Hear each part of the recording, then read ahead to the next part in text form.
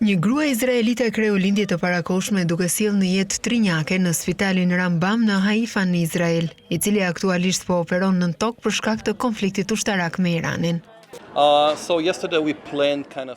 Doktorja Niv Zipori tha se lindja cezariane u krye në javën e 34 të shtatzanisë dhe shkoi pa probleme. Nëna është mirë dhe tashmë i ka vizituar vajzat e saj të posaçlindura në njësinë e kujdesit intensiv.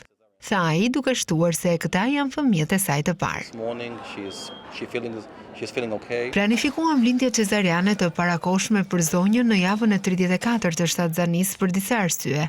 Lindja cezariane shkoi mirë. E vizitova nënën këtë mëngjes. Ajo ndihet mirë. Madje shkoi në njësinë e kujdesit intensiv për të parë foshnjat e saj. U shpreh doktorja Niv Zipori.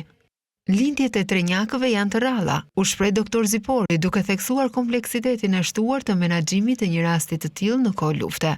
Spitali Rambam tashmë i zhvendosur plotësisht nën tokë, po trajton 600 pacientë dhe ka kapacitet deri në 2100 vet. Ai përfshin salla operacioni, reparte lindjeje dhe një kopësht për fëmijët e stafit.